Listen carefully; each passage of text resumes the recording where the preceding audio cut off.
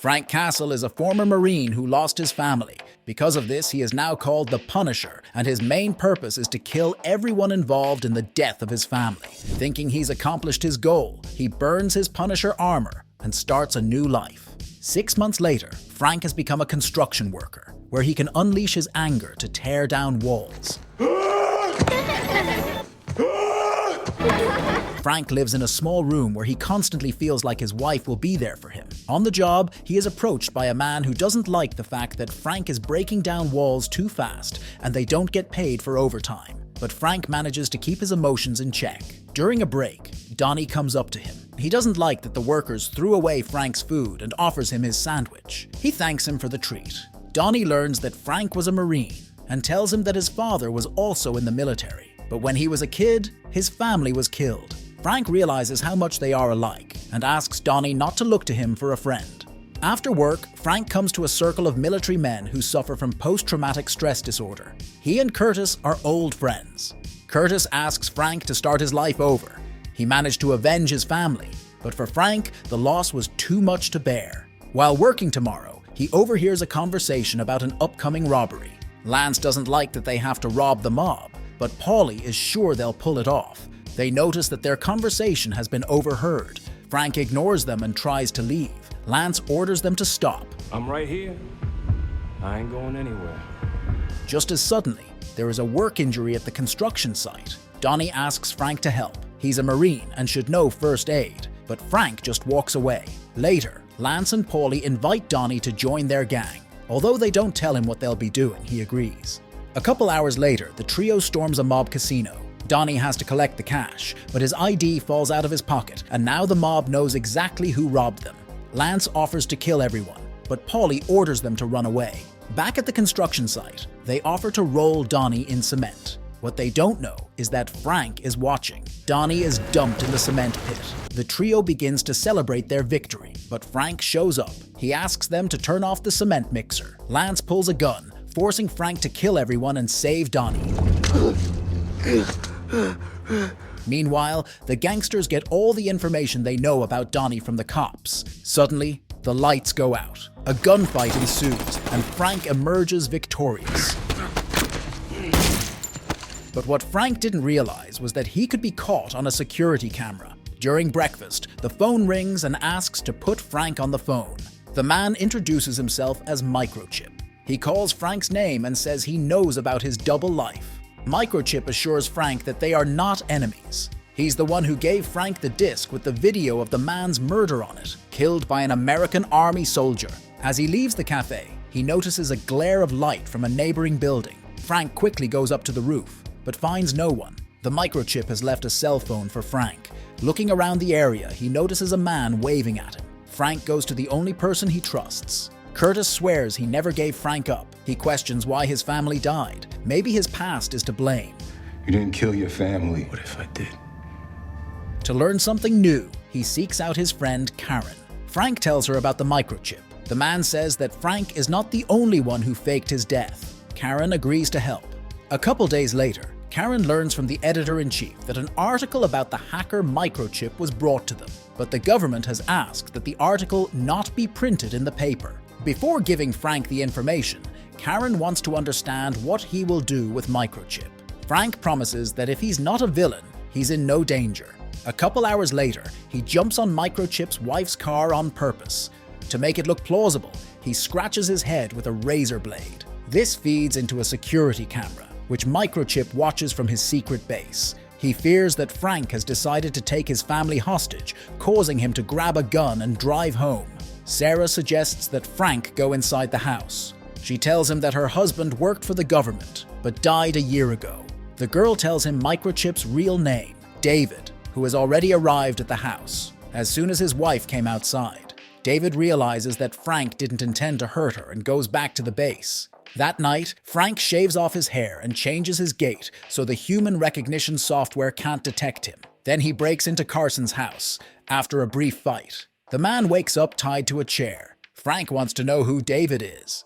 Carson starts laughing, and then Frank insinuates that he'd better answer. Carson calls David a traitor who was killed in custody. Frank knows he is lying and what he shoots the man for. However, Frank didn't know that he managed to get free because of what he takes the gun away and removes his mask. Tonight's the night you're gonna die, Frank. Carson says that he and his men are the ones who killed his family. Carson wants to personally kill the Punisher, but the gun was unloaded. Frank attacks the man and breaks his neck. Tomorrow, David calls Frank. He says he killed Carson and makes an appointment to meet him at the cemetery. Curtis approaches him there. He asks him not to follow Frank anymore, or he will come to Sarah. Then David returns to the base and tries to figure out what to do now.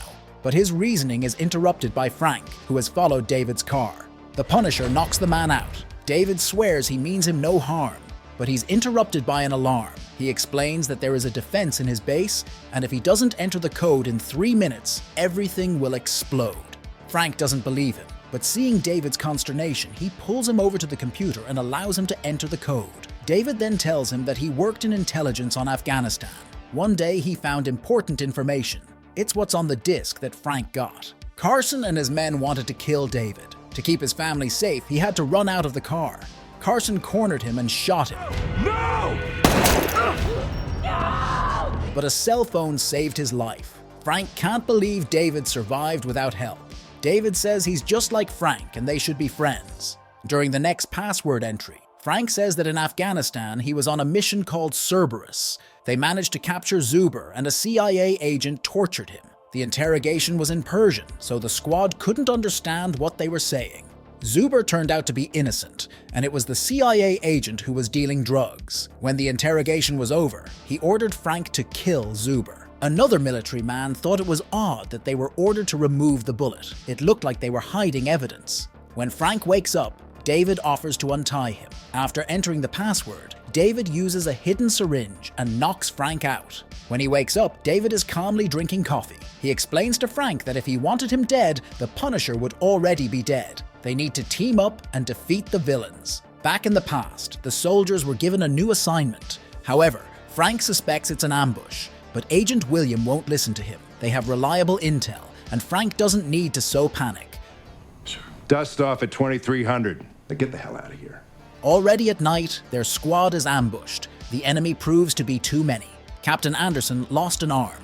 To survive, Frank ran to the attack and single-handedly destroyed the enemy squad, using not only firearms but also his own hands. When the squad returned to base, William asks, "What happened to the main goal?" This drives Frank mad, and he rips William's eye out. But they had no idea that William had purposely sent them into a trap to kill witnesses to Zuber's murder. David says that if Frank had killed William, then his family would still be alive. For the past few months, David has been hacking into the CIA's security system and phone numbers. If they work together, Frank's will be able to avenge his family. The operation Frank was involved in is not in the congressional database, which means it's completely illegal. Frank agrees to team up, but on one condition: everyone has to die. That's fine with David, but to do that, they need guns. Frank catches a black market dealer. He says his weapons have been stolen, leaving one sniper rifle. David hacks into the police database and learns an illegal shipment of guns is coming into town tomorrow. The Greeks think they have a meeting with the gangsters, but it's a trap by national security agents. There will be snipers and an extraction team everywhere. To steal the weapons, the Punisher needs a car. He infiltrates the hangar, kills the local gang, and takes their car. Late at night, the agents begin their mission. It's led by Dina Madani. The weapons van is on its way. The expected time of arrival is 10 minutes. Their negotiations are monitored by David. At the right moment, he turns on loud music and jams the agent's communications. Frank immediately jumps onto the roof of the truck and takes the driver's seat. The car was followed by 2 agents. They get trapped by Frank, who hints that they better jump into the water. Dina notices that the camera video is looped, so she drives to the rendezvous point. She quickly finds the missing truck. Frank blocks the way, and a chase ensues between them. Dina manages to pull into the rendezvous, and the duo decide to crash into each other. But David comes to the rescue, ramming Dina's car. Frank doesn't want the agent to die and pulls the girl away from the car. Dina recognizes Frank and asks, "Did he kill Carson?" Frank says, "Yeah, Carson was a bad man." When Frank left, the car exploded, and Dina realized he saved her life. David didn't like that his partner saved the agent. Now their entire mission is in question. In between murders, Frank helps David's family. and the girl persuades Sarah to invite Frank to the evening dinner. He gladly agrees, but it does not please David. Back at the base, David suggests finding the man who shot the video. His name is Garner, and he may know where William is. After a while, David manages to find Garner. He lives far away from the big cities. It's obvious he's hiding out. Frank doesn't like that David wants to go to Garner. If something goes wrong, he won't be able to save him. That's why Frank will have to go with him. The next day, they arrive at the right place. David will keep an eye on the car while Frank searches for Garner. There are traps set throughout the woods, protecting the little house. David yells Gaynor's name and tells him not to be afraid. As he gets closer to the house, a metal arrow stabs him in the shoulder. David once again yells that they are not the enemy. There was an agent in their squad who betrayed everyone. Garner apologizes for the shoulder wound and says he doesn't know the agent's real name. Their conversation is interrupted by the sounds of a helicopter approaching. The military races to find Garner. Their operation is being watched by William. Garner skillfully wounds the pursuers, and some fall into preset traps. William now knows that Frank is alive. There were too many military men, and they wound Gaynor and William. When the Punisher runs out of bullets, the military comes out of hiding. David raises a drone into the sky and tells them where the military is now. The enemy numbers are quickly dwindling. There are only 2 enemies left. Frank climbs out from under the grass and kills the last soldier. Whoever you are, I'm coming for you. Because of this battle, he is unable to attend a family dinner. The wounded friends fall to the ground. You see, After a while, David finds Frank and hooks him up to an IV. As Frank lies unconscious, he dreams about the family dinner. His daughter has prepared a special gift. Everyone starts to have fun, but Frank realizes it's not real. His hands and feet are tied, and an armed posse enters the room. No. He tries to save the family, but there is nothing he can do. At this time, Devon comes to Curtis and asks for his help. Being an elite military man, he has had medical training. Curtis quickly realizes that Frank has sepsis. A foreign object needs to be removed. After the surgery, Frank regains consciousness and asks for Gaynor's help. David says he didn't make it. The radio has been playing the same tape all day. In it, Billy calls Frank by his army call sign. David begins to suspect that Billy has somehow found out that Frank is still alive. Frank is convinced that Billy is his friend. Meanwhile, Dina investigates the site of Garner's death. And though all the military bodies were taken away much earlier, she realizes that one man couldn't have left such shell casings. In the revenge with Garner, there was another man who called the police and told them where Gaynor's body was. Dina suspects Frank. To confirm her theory, Sam has to do a DNA test. A couple hours later, Sam confirms that the blood belongs to Frank. She quickly realizes that he's being hunted by a man who's trying to hide Project Cerberus. And that person must be very powerful. To find out more, she meets Billy, with whom they had a romantic relationship. He now owns a private military company. She tells him that Frank is alive. Billy swears he didn't know that. Dina asks for help finding Frank. She's investigating Project Cerberus, and Frank can help her with that. Billy agrees to help. Billy then comes to Curtis and immediately asks, when was the last time Curtis met with Frank? He pretends not to know what Billy is talking about. Billy tells him that he started calling Frank on the radio, but he doesn't get an answer. That same afternoon, Curtis comes to Frank and offers to accept Billy's help. Frank is reluctant to involve new people in his mission. Still, he answers the radio and sets up a meeting. Billy tells him that his private company has been training CIA agents. Dina was among them, and she wants to find Frank. He tells him that Agent William and Colonel Banat were using the bodies of soldiers to transport drugs. Gaynor found out first and tried to expose the truth, but he was killed. Billy suggests that Frank give up the case and start a new life. He will get him a new passport and give him a position in his company. I know you. I got you. After the meeting, Frank shows up at Sarah's house. He apologizes for not being able to make it to dinner. Sarah tells him how difficult it is for her to live and raise her children alone. Their conversation is watched by David, and he is sorry that he had to leave his family behind. Meanwhile, at the harbor, Billy is waiting for Frank, but he doesn't show up.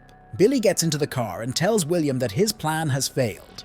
The duo wants to break into Benat's house and find out where Agent William is now. Billy assures William that Dina won't be able to find Frank before they do. William doesn't understand why Billy didn't kill Frank when he had the chance. They realize that Frank will want to catch Benat, causing them to ambush him. That evening, Frank breaks into Benat's house. The girl starts screaming, and that's the signal for Billy's squad. David takes 3 minutes to copy Benat's cell phone and notices an armed squad approaching the house. Frank orders Benat to sit tight and then throws smoke grenades. The squad enters the room. Frank starts killing them one by one. Using the laser sight, he distracts Billy and shoots him several times. After waiting for a full load, Frank escapes and Billy miraculously survives. Frank runs into a tunnel where a soldier catches him. He tries to explain that they are not each other's enemies, but the soldier won't back down and Frank wounds him in the shoulder. A little later, Frank blames himself for not killing Benat, but David says they did the right thing. They now have access to his phone. Tomorrow, Benat blames the duo for using him as bait and says he didn't tell Frank anything. But if William thought Frank was dead, then why was Billy's posse outside his house? And the girl was yelling he was here for some reason. Obviously, they're lying to him. William is ready to help Benat get a new passport and move to another country, but before he does, he needs to leave all of his personal belongings behind, including his cell phone. Bill doesn't want any witnesses, so he kills Benat. Meanwhile, Dina and Sam search the office for a wiretap. She manages to find a small device, but she doesn't break it. The duo arrives at the secret CIA house where Benat left his phone. Frank arms himself with a sniper rifle and finds Agent William. He stands in front of the window and Frank pulls the trigger, but the glass proves to be bulletproof. The alarm goes off instantly, but they manage to escape. Back at the base, David compares the photo from the scope with the photo of the CIA Director of Covert Operations. It is quite possible that when David opened file, he gave away his secret base. He also managed to find out that Benat had been murdered. Suddenly, David notices that the cameras from his house have stopped working. Frank immediately goes to check them out. Frank didn't want to seem strange and brought flowers as an apology. It turns out Sarah turned off the internet on purpose to punish her son. Sarah suggests a drink. He agrees, realizing that Sarah is fine. He fixes the internet and is about to leave, but Sarah stops him and kisses him. Frank asks to stop, and Sarah offers to forget it. When Frank returns to the base, David was already pretty drunk. Frank doesn't know how to explain the kiss, but David doesn't blame them. Dina and Sem come up with a plan to frame the people who are eavesdropping on them. William and Billy fall for it. They meet to discuss a plan of action.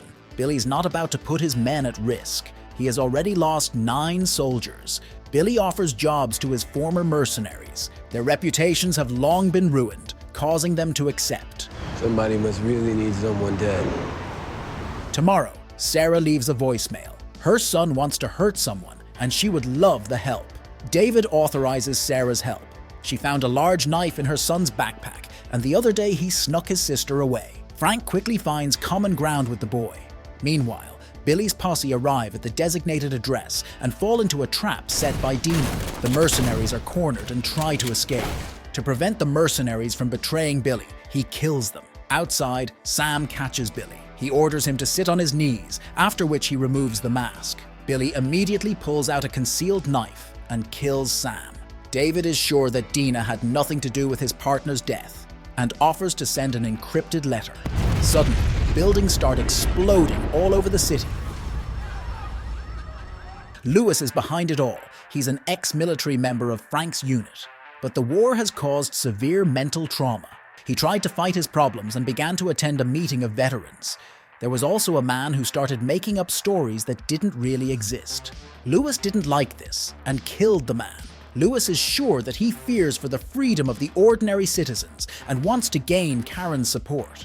If she doesn't support him in the next paper, the next explosion will be at her job. Karen offers to print a letter and her response where she will decry his actions. Meanwhile, Frank watches the news and despises the man who did it. Tomorrow, the papers print Karen's response. Frank fears that her life is now in jeopardy. She also decides to come on the radio. They get a call from Lewis, asking why Karen is calling him a bad man. He calls her a pawn in the hands of the senator. Frank notices a familiar phrase and remembers Lewis. David must find him before it is too late. David doesn't understand why Frank is fixated on Lewis. He says that Karen is family to him and he won't let her get hurt. Curtis overhears Lewis and asks to talk to him. But before he does, Curtis arrives at Connor's house. He hasn't been to a meeting in a while and is afraid something has happened to him. The door smells awful and he has to break it down, behind which lies Connor's body, and on the table is a homemade explosive. Then Lewis shows up behind him. He asks the guy to come to his senses, but Lewis is convinced he's making the right choice. A fight breaks out. Lewis takes the prosthetic leg and beats up Curtis. A little later, David spots Lewis and Curtis's cell phone. Frank arrives at the right address and finds Curtis tied to a chair. He's still alive and explains what happened to him. Just as suddenly, Lewis calls on the phone.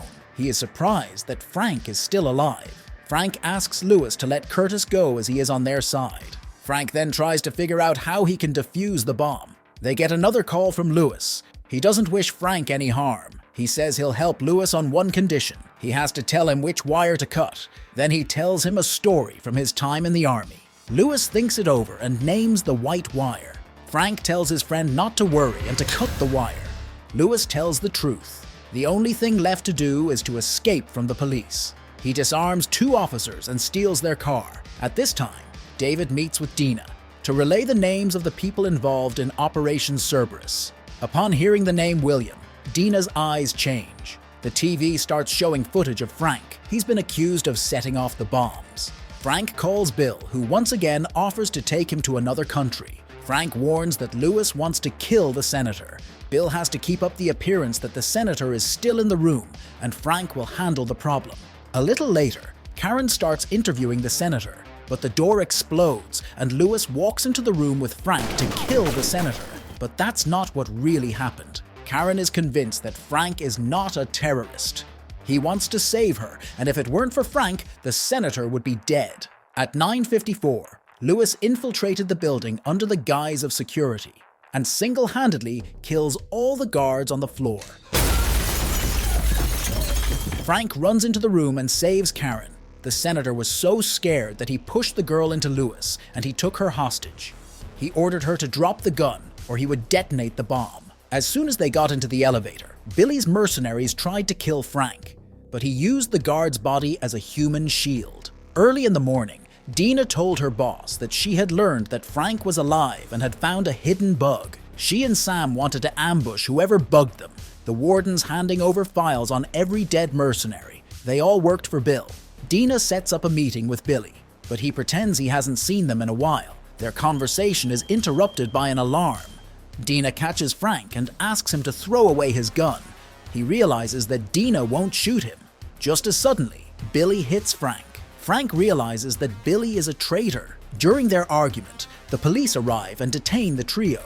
But Frank grabs a fire hose and jumps down. Dina is spotted by Karen. She explains that there are very powerful people who want Frank dead and asks her to tell her what Lewis did to her and how she can find Frank.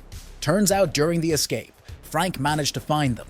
Frank specifically thanks Lewis for calling the white wire to save Curtis. Karen realizes the clue and rips out the right wire, then uses the gun hidden in the bag. Lewis locks himself in the freezer, fixes the bomb and presses the button. He then takes Karen hostage and escapes using a pre-arranged winch. Frank sits on the riverbank and doesn't understand how a man he has trusted his whole life can turn out to be a traitor.